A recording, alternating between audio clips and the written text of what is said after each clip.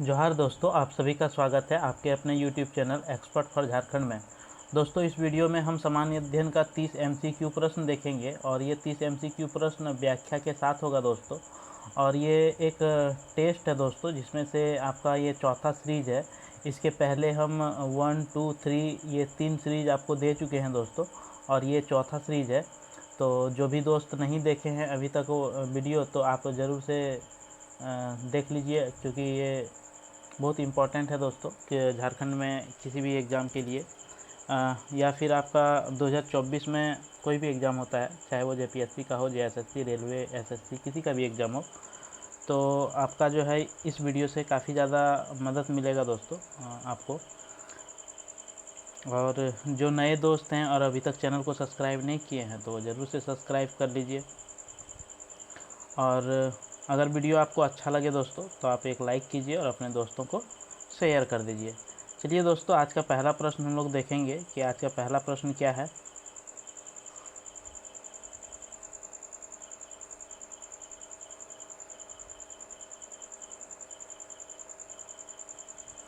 जैसे कि दोस्तों आज आप देख पा रहे हैं, आज का जो पहला प्रश्न है वो आपके सामने में, जैसे कि भारतीय राष्ट्रीय कांग्रेस की स्थापना हुई थी 1880 में, 1885 में, 1890 में या 1886 में। तो इसका जो राइट आंसर हो जाएगा दोस्तों, वह ऑप्शन नंबर सेकेंड हो जाएगा, 1885 में। ठीक है। और आपको थोड़ा सा बता दें, राष्ट्रीय कांग्रेस का जो स्थापना किया था दोस्तों, वह किया था आपका ए ओ ह्यूम। ठीक है, ए ओ ह्यूम ने किया था आपका। और ये ए ओ ह्यूम कौन थे दोस्तों? तो ये एक ब्रिटिश ऑफिसर थे, जो कि मतलब रिटायर कर चुके थे। और इसके बाद इन्होंने राष्ट्रीय कांग्रेस की स्थापना आपका मुंबई में 1885 में किया दोस्तों। और इसके अतिरिक्त आपका जो सुरेंद्र नाथ बनर्जी तथा आनंद मोहन बोस कांग्रेस के प्रमुख वस्तुविद माने जाते हैं दोस्तों। और आपके कांग्रेस के प्रथम अधिवेशन की अध्यक्षता जो किया दोस्तों, वह आपके व्योमेश चंद्र बनर्जी ने किया था। ठीक है, पहला अध्यक्षता जो किया व्योमेश चंद्र बनर्जी ने किया था। ठीक है, 72 प्रतिभागियों के साथ, प्रतिनिधियों के साथ। ठीक है, चलिए नेक्स्ट प्रश्न देखते हैं। नेक्स्ट प्रश्न है कि विश्व का सबसे बड़ा रेगिस्तान कौन सा है? सहारा, गोबी, थार या टकाल मकान? तो इसका जो राइट आंसर हो जाएगा दोस्तों, वह हो जाएगा सहारा मरुस्थल जो है, ये सबसे बड़ा है। और ये सहारा मरुस्थल जो पड़ता है दोस्तों, ये कहाँ पड़ता है? तो आपका जो है अल्जेरिया, चाड, मिस्र, लीबिया, माली, मॉरिटेनिया और नाइजीरिया। ठीक है, इन देशों में जो है विस्तृत है ये सहारा मरुस्थल। और ये लगभग आपका 94 लाख किलोमीटर, ठीक है, 94 लाख किलोमीटर स्क्वायर पे फैला हुआ है सहारा मरुस्थल। चलिए नेक्स्ट प्रश्न देखते हैं। नेक्स्ट प्रश्न है आपका कि भारत सरकार की मोहर क्या है? भारत सरकार का जो मोहर है वो क्या है? शक्ति के प्रतीक खड़े हुए शेरों की तस्वीर, सारना में अशोक स्तंभ शीर्ष की प्रकृति, या चक्र के साथ शेरों की तस्वीर, शेरों के साथ गेहूं के 2 पौधे जो देश की कृषि और शक्ति के प्रतीक। तो इसका जो राइट आंसर हो जाएगा दोस्तों, वह क्या हो जाएगा? तो इसका राइट आंसर हो जाएगा सारनाथ में अशोक स्तंभ की सिर जो है वो प्रकृति है। ठीक है, आपका मोहर में, भारत का मोहर में। और ये जो है आपका कब किया गया था दोस्तों? तो आपको बता दें, मौर्य के समय। ठीक है, मौर्य सम्राट अशोक। ठीक है,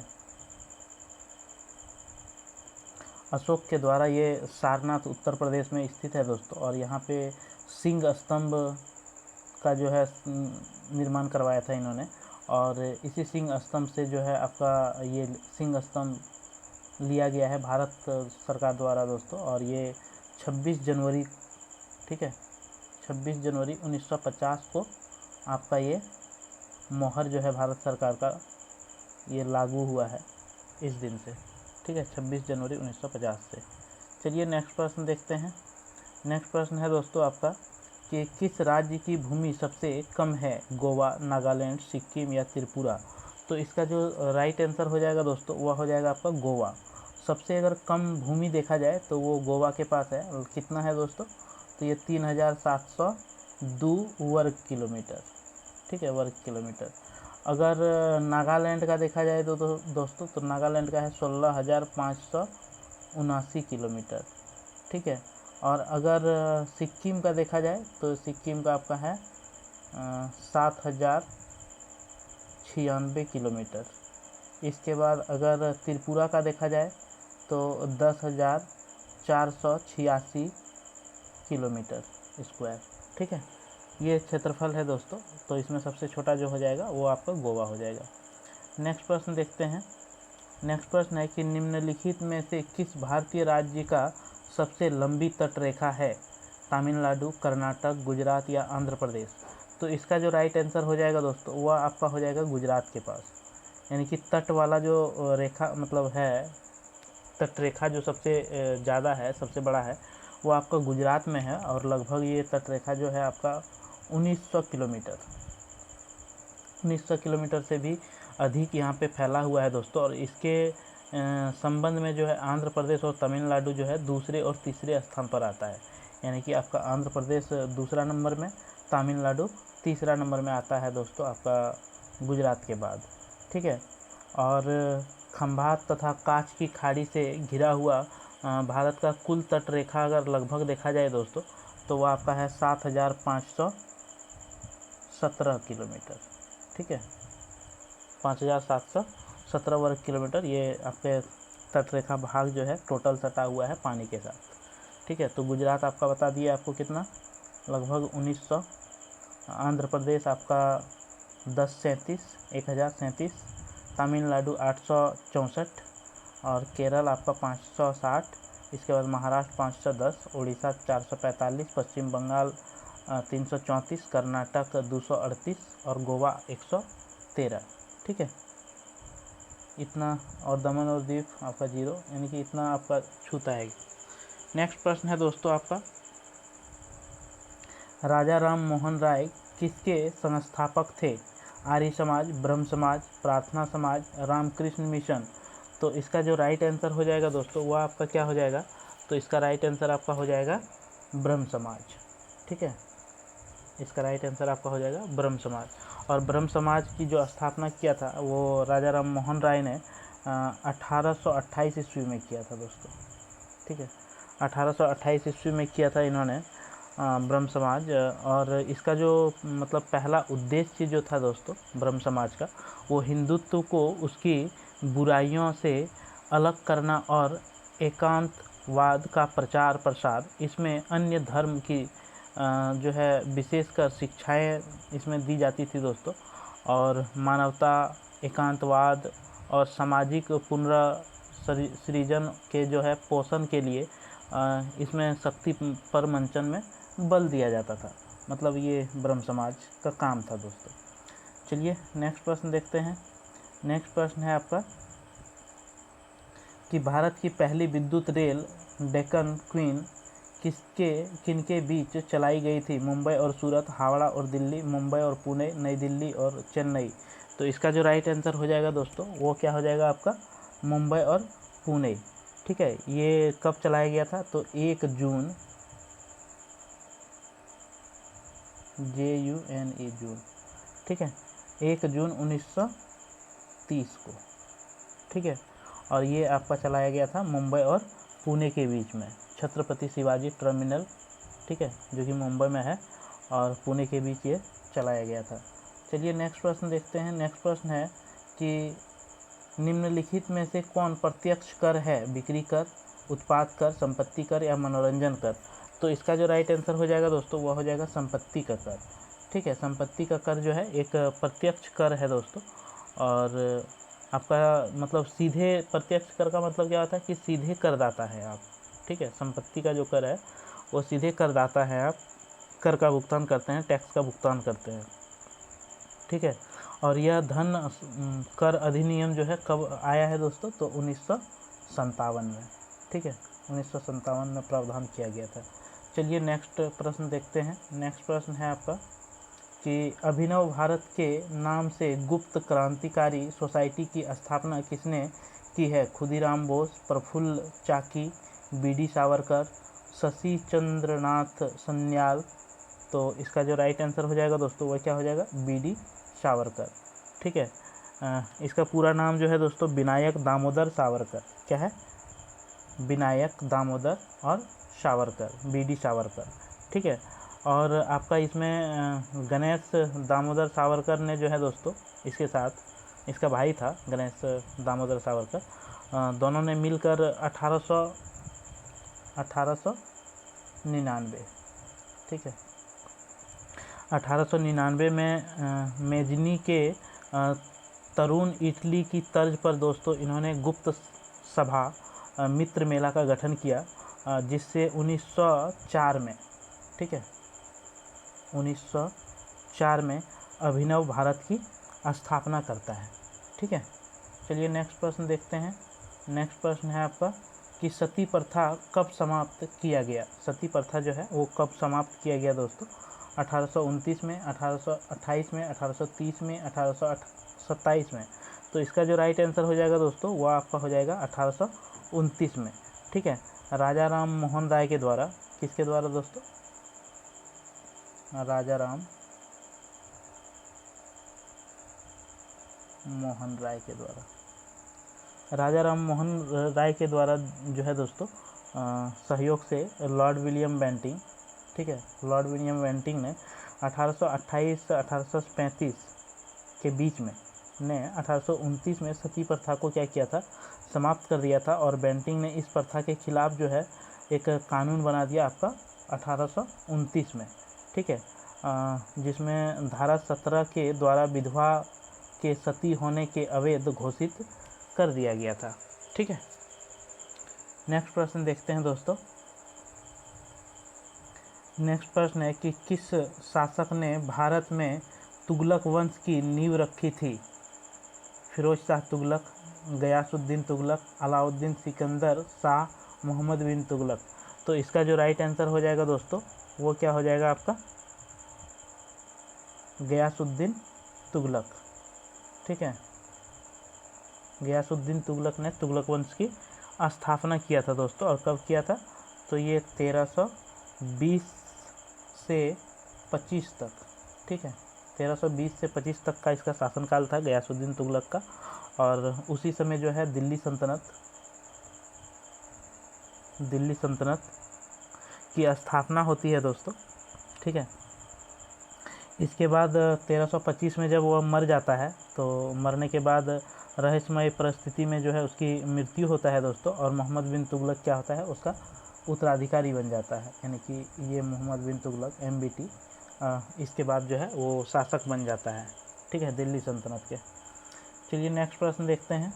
नेक्स्ट प्रश्न है कि बोध गया एक महत्वपूर्ण बौद्ध तीर्थ केंद्र क्यों है? क्योंकि गौतम बुद्ध यहाँ पैदा हुए थे, क्योंकि गौतम बुद्ध ने यहाँ ज्ञान प्राप्त किया था, क्योंकि गौतम बुद्ध ने ज्ञान प्राप्त करने के बाद यहाँ अपना पहला उपदेश दिया था, क्योंकि गौतम बुद्ध ने यहाँ निर्वाण प्राप्त किया था। तो इसका जो राइट आंसर हो जाएगा दोस्तों वो आपका क्या हो जाएगा? यहाँ पे भगवान बुद्ध को जो है ज्ञान प्राप्त हुआ था बोध गया में। ठीक है, तो इसमें ये जो है आपका सही है, तो ये आपका राइट आंसर हो जाएगा। और आपको बता दें दोस्तों कि इसका जो है बोध गया में इसको ज्ञान प्राप्त हुआ, ये महत्वपूर्ण स्थान है। और यहीं पर जो है गौतमी बुद्ध को बोधि वृक्ष के नीचे जो है ज्ञान प्राप्त हुआ था। और गौतम बुद्ध ने बोध गया का मुख्य 4 तीर्थ स्थल से संबंधित सबसे महत्वपूर्ण जो है दोस्तों भगवान बुद्ध के जीवन से संबंधित अन्य 3 महत्वपूर्ण स्थल कुशीनगर, लुम्बिनी और सारनाथ है। ठीक है, इससे जुड़ा हुआ क्या है? कुशीनगर, लुम्बिनी और सारनाथ है। ठीक है, तो गौतम बुद्ध जो है ये कहाँ पैदा हुआ था? तो कुशीनगर में हुआ था दोस्तों। और सारनाथ में इन्होंने क्या किया था? पहला उपदेश दिया था दोस्तों। ठीक है। और लुम्बिनी जो था, क्या था दोस्तों, लुम्बिनी, इसका जन्म लुम्बिनी में हुआ था, ठीक है। कुशीनगर में क्या हुआ था, कंफ्यूज हो रहे हैं दोस्तों। कुशीनगर में गौतम बुद्ध ने यहाँ परिनिर्वाण प्राप्त किया था। वो परिनिर्वाण जो प्राप्त किया था कुशीनगर में किया था दोस्तों, ठीक है। यानी कि कुशीनगर में वो परिनिर्वाण प्राप्त किया था और पहला उपदेश सारनाथ में दिया था और पैदा जो हुआ था वो लुम्बिनी में हुआ था, ठीक है। और ज्ञान प्राप्ति बोध गया। चलिए नेक्स्ट प्रश्न देखते हैं। नेक्स्ट प्रश्न है कि महात्मा गांधी ने भारतीय राष्ट्रीय कांग्रेस के निम्नलिखित सत्रों में से किसकी अध्यक्षता की थी। 1922 गया, 1923 दिल्ली, 1924 बेलगाम, 1925 कानपुर। तो इसका जो राइट आंसर हो जाएगा दोस्तों वह क्या हो जाएगा, तो 1924 बेलगांव में जो है वहाँ पे महात्मा गांधी ने राष्ट्रीय कांग्रेस का जो है अध्यक्षता किया था दोस्तों, ठीक है। चलिए नेक्स्ट प्रश्न देखते हैं। नेक्स्ट प्रश्न है आपका कि संयुक्त राज्य अमेरिका ने किस वर्ष दूसरे विश्व युद्ध में प्रवेश किया था। 1939, 1941, 1942, 1943। तो इसका जो राइट आंसर हो जाएगा दोस्तों वह आपका हो जाएगा 1941, ठीक है। और ये जो युद्ध मतलब शुरू हुआ था वो 1 सितंबर 1939 को है जो है ये शुरू हो गया था दोस्तों। लेकिन कि जर्मन द्वारा पोलैंड पर आक्रमण करने के साथ अमेरिका के द्वारा दोस्तों इस युद्ध में 8 दिसंबर 1941, कितना 8 दिसंबर 1941 को जो है अमेरिका ने पार्टिसिपेट किया, प्रवेश किया। और इस युद्ध के समय जो है अमेरिका का राष्ट्रपति रूजवेल्ट थे, ठीक है। चलिए नेक्स्ट प्रश्न देखते हैं। नेक्स्ट प्रश्न है कि वास्को डी गामा एक पुर्तगाली अन्वेषक ने वर्ष में भारत के समुद्री मार्ग की खोज किया था। 1598, 1500, 1498, 1600। तो इसका जो राइट आंसर हो जाएगा दोस्तों वह 1498 ने भारत का आपका सर्वप्रथम खोज किया था। और वास्को डी गामा जो था दोस्तों यह एक पुर्तगाली था और प्रथम यूरोपीय जो है यात्री भारत के साथ दोस्तों यही था। और अब्दुल मनिक नामक गुजराती पथ प्रदर्शक की सहायता से जो है ये 1498 ईस्वी में आपके भारत का कालीकट समुद्र तट पर पहुंचा। और कालीकट के शासक जमोरिन ने वास्को डी गामा का स्वागत किया था दोस्तों। और वास्को डी गामा द्वारा जो है भारत पर 1502 में आया फिर से दोबारा दोस्तों। और उसने जो है भारत में काली मिर्च के व्यापार से 60 गुना अधिक जो है यहाँ पे मुनाफा कमाया, ठीक है। तो ये कहानी था आपका वास्को डी गामा का। चलिए नेक्स्ट प्रश्न देखते हैं दोस्तों। नेक्स्ट प्रश्न है कि राज्यसभा के सदस्य खाली जगह मत पद्धति द्वारा निर्वाचित किए जाते हैं। संचित मतदान, युगल, द्विहस्तांतरीय मतदान, एकल हस्तांतरीय मतदान, एकल हस्तांतरीय मतदान। तो इसका जो राइट आंसर हो जाएगा दोस्तों एकल हस्तांतरीय मतदान, ठीक है। ये राज्यसभा में होता है जिसे राज्य परिषद के रूप में भी जाना जाता है। और इसकी वर्तमान में जो संख्या है दोस्तों वह 245 है, जिसमें आपका 233 जो है राज्य और केंद्र शासित प्रदेशों से आता है।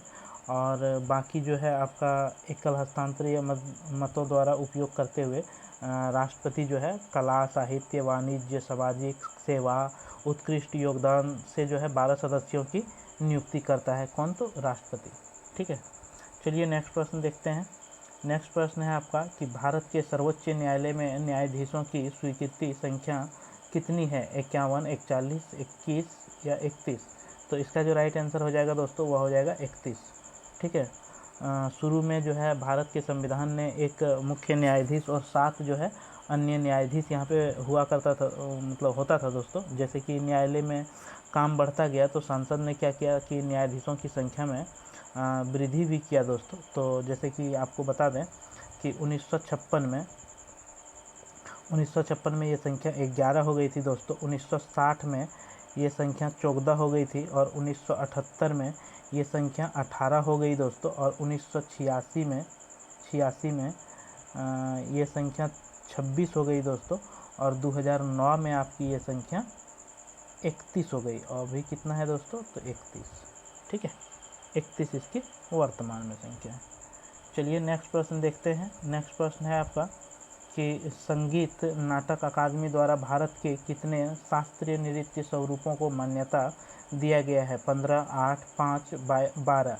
तो इसका जो राइट आंसर हो जाएगा वो हो जाएगा 8, ठीक है। ये 8 को जो है शास्त्रीय नाटक अकादमी में शामिल किया गया है दोस्तों, जिसमें से नाम है आपका ये 8 का भारतनाट्यम, कथक, कुचिपुड़ी 3 हो गया, उड़ीसा, कथकली, समित्रिया 6 हो गया, मणिपुरी और मोहिनीअट्टम 8 हो गया, ठीक है दोस्तों। तो ये जो है आपका शास्त्रीय नृत्य में आता है। और विद्वानों ने सूची में दोस्तों छऊ, यक्षगान और भागवत मेले को भी जोड़ देते हैं, ठीक है।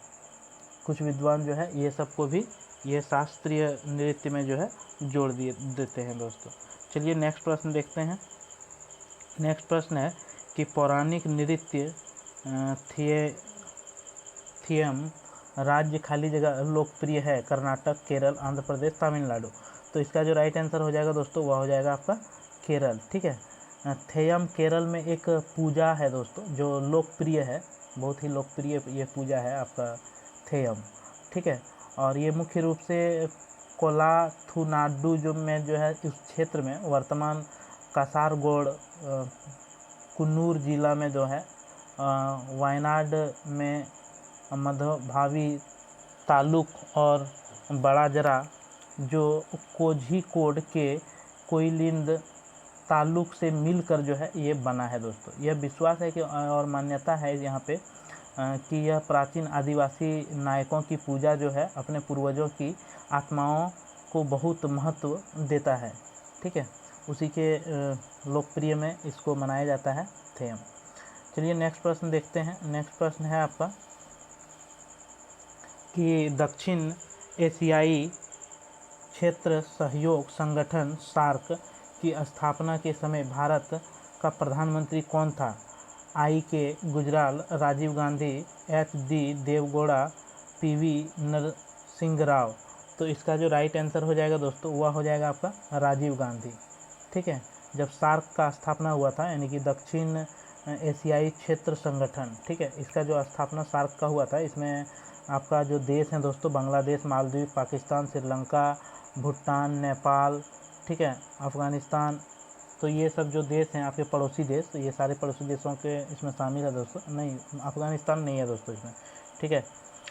दक्षिण की बात कर रहा है दोस्तों, दक्षिण एशियाई, तो दक्षिण के जितने भी हैं, और इधर बंगाल से लेकर के म्यांमार से लेकर के दक्षिण में बांग्लादेश के आसपास सभी, ठीक है दोस्तों।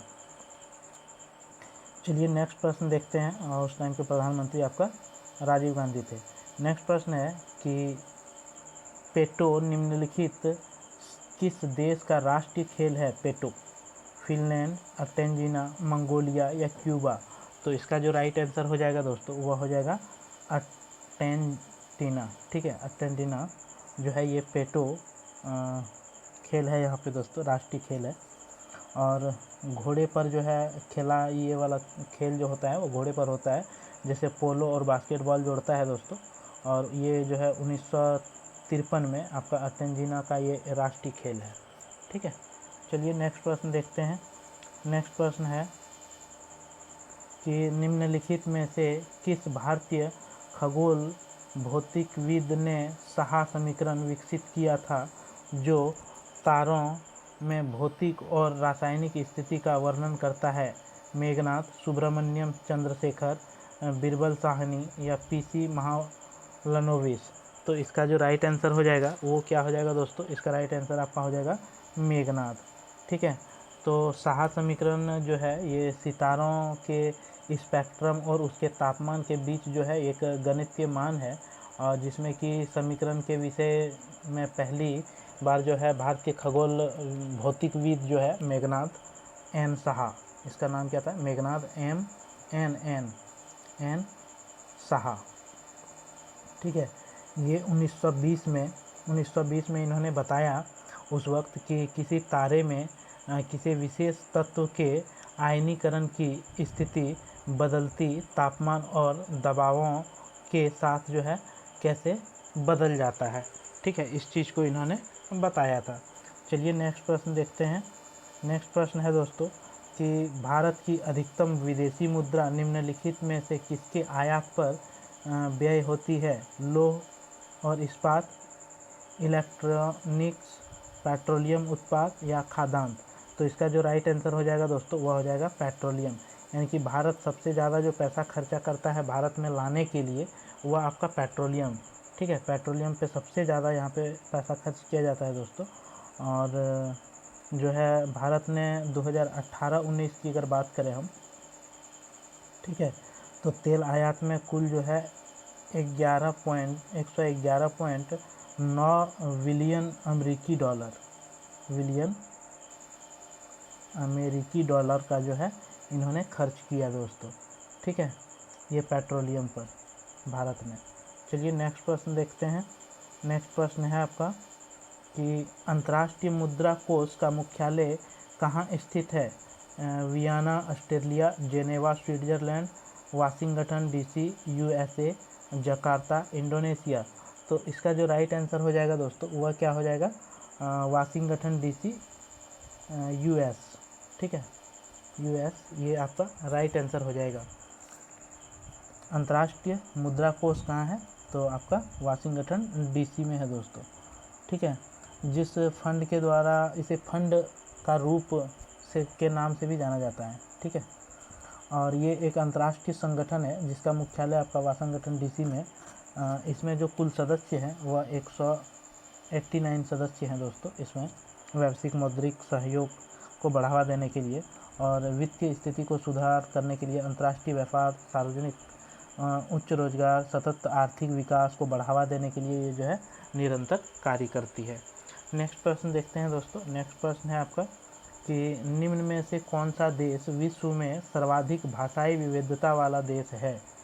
तो Comoros, Finland, Bharat, Papua New Guinea. तो इसका जो राइट आंसर हो जाएगा दोस्तों वह हो जाएगा पापाऊ न्यू गिनी जो है आपका ये सर्वाधिक भाषाई विविधता वाला आपका देश है। ठीक है, और ये 2006 में जो है ये प्रधानमंत्री सर माइकल सोमरे ने कहा दोस्तों कि देश के 832 भाषाएं बोली जाती है या बोलियां नहीं है, जो इसे पृथ्वी की सबसे अधिक भाषाई के रूप में विविध स्थान बनाती है। और वर्तमान में जो है पापाऊ न्यू गिनी में 851 भाषाएं बोली जाती है और ये भाषाएं जो है पापाऊ न्यू गिनी और इंडोनेशिया के बसे आदिवासी समूहों द्वारा ये मुख्य रूप से बोला जाता है। ठीक है, चलिए नेक्स्ट प्रश्न देखते हैं दोस्तों। नेक्स्ट प्रश्न है कि जेलेप्पा, नाथुला, जोजिला और पटकाई निम्नलिखित में से किसके नाम हैं? हिमालय के दर्रे, हिमालय के औषधीय पौधे, हिमालय के सक्रिय ज्वालामुखी, हिमालय के प्रवाहित नदियाँ। तो इसका जो राइट आंसर हो जाएगा दोस्तों वह हो जाएगा हिमालय के दर्रे। ये जो है आपका हिमालय का दर्रा है दोस्तों। जेपेला, नाथुला, जोजिला और पटकाई हिमालय के जो है ये दर्रा का नाम है दोस्तों। आपको बता दें कि जेलेपला जो है ये पूर्वी सिक्किम में है और आपका जो है नाथुला जो है दोस्तों ये आपका कहाँ है?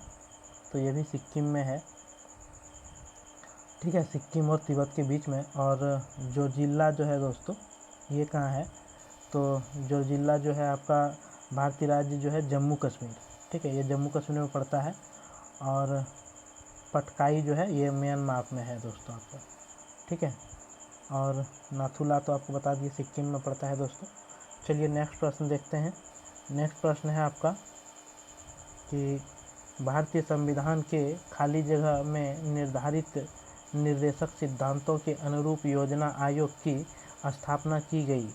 अनुच्छेद 36, अनुच्छेद 39, अनुच्छेद 43, अनुच्छेद 40। तो इसका जो राइट आंसर हो जाएगा दोस्तों वह क्या हो जाएगा? अनुच्छेद 39, ठीक है, अनुच्छेद 39 में जो है भारतीय संविधान में ये नीति निर्देशक सिद्धांत का जो है इसमें वर्णन किया गया है, ठीक है, आपका 39 में। और ये जो है आपका 23 मार्च 1950 को जो है पंडित जवाहरलाल नेहरू ने इस आयोग के अध्यक्ष थे दोस्तों। और योजना आयोग का जो है स्थानीय नाम क्या कर दिया गया है, अब नीति आयोग कर दिया गया है, ठीक है। ये योजना आयोग जो था पहले, उसका नाम बदल के अभी प्रधानमंत्री ने नीति आयोग कर दिया है आपके।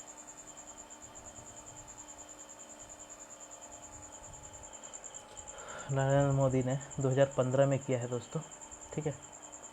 चलिए नेक्स्ट प्रश्न देखते हैं। नेक्स्ट प्रश्न है कि बम्बई शेयर बाजार किस वर्ष स्थापित हुआ है? 1975, 1953, 1959, 1875। तो इसका जो राइट आंसर हो जाएगा दोस्तों 1875 में आपका बम्बई स्टॉक एक्सचेंज का स्थापना हुआ है। और एशिया के पहले स्टॉक एक्सचेंज के रूप में इसे जाना जाता है बम्बई को दोस्तों। और बम्बई के दलाल जो है स्ट्रीम में स्थिर एक भारतीय स्ट्रीम एक्सचेंज BSE जो है अप्रैल 2018 में 4.9 ट्रिलियन डॉलर से अधिक के बाजार जो है पूंजीकरण के साथ जो है दुनिया का ये 10वां जो है स्टॉक एक्सचेंज बन गया दोस्तों, ठीक है, 2018 में। नेक्स्ट प्रश्न देखते हैं। और कर्नाटक राग हिंडोलम हिंदुस्तानी संगीत के किस राग के समतुल्य है? मेलकोंस, मधुवंती, मंड या खमज? तो इसका जो राइट आंसर हो जाएगा वो क्या हो जाएगा दोस्तों? मलकोंस, ठीक है, मलकोंस। हिंडिल्को जो है ये कर्नाटक संगीत, दक्षिण भारतीय शास्त्रीय संगीत का ये संगीत पैमाना है दोस्तों। में एक राग है जिसमें ऋषिभम और आपका पंचम शामिल नहीं है। और यह एक पंचकोणीय पैमाना है दोस्तों। और हिंडोलम हिंदुस्तानी हिंडोल के समान नहीं है। और हिंदुस्तानी जो है संगीत में हिंडोलम के समतुल्य मलकोंस या मालकोस जो है ये बोला जाता है, ठीक है। चलिए नेक्स्ट प्रश्न, और ये आज का आपका अंतिम प्रश्न होगा दोस्तों, ठीक है, ये आपका अंतिम प्रश्न होगा आज। विजय पांडुरंग पटकर किस रूप में लोकप्रिय है? भारतीय सुपर कंप्यूटर के जनक, विमान अभियांत्रिकी के जनक, भारतीय चिकित्सा अनुसंधान के जनक, भारतीय शल्य चिकित्सा के जनक? तो इसका जो राइट आंसर हो जाएगा वो भारतीय सुपर कंप्यूटर के जनक विजय पांडुरंग भटकर जो है ये क्या है? तो सुपर कंप्यूटर जो है, सुपर कंप्यूटर का एक वैज्ञानिक है और IT नेता, शिक्षाविद है दोस्तों। इन्होंने सुपर कंप्यूटर में भारत की जो है राष्ट्रीय पहल के वस्तुकार के रूप में जाना जाता है, जहां इन्होंने परम सुपर कंप्यूटर का विकास किया अपने नेतृत्व में दोस्तों। और 1991 में इन्होंने पहला भारत को जो है सुपर कंप्यूटर परम 800, क्या नाम था उसका? परम 8000, ठीक है दोस्तों, परम 8000 था। और बाद में जो है 1998 में इसका परम 1000 कर दिया। 98 में क्या किया? परम 10,000 कर दिया गया दोस्तों, ठीक है, 10,000। तो ये आज का आपका अंतिम क्लास था, मतलब अंतिम क्लास बोलते हैं, अंतिम क्वेश्चन था दोस्तों, ठीक है। फिर नेक्स्ट टेस्ट सीरीज में हम फिर मिलेंगे आपके साथ नेक्स्ट वीडियो में। तब तक के लिए जो है, अगर जो नए हैं इस चैनल में और अभी तक चैनल को सब्सक्राइब नहीं किए हैं तो वह चैनल को ज़रूर सब्सक्राइब कर लीजिए और बेल आइकन को दबा लीजिए, ताकि इस तरह के वीडियो आपको मिलता रहे दोस्तों। और अगर वीडियो आप लोगों को अच्छा लगता होगा दोस्तों तो एक लाइक कर दीजिए और अपने दोस्तों को शेयर कर दीजिए। चलिए दोस्तों नेक्स्ट वीडियो में मिलेंगे फिर, तब तक के लिए जोहार, धन्यवाद, जय झारखंड, जोहार झारखंड।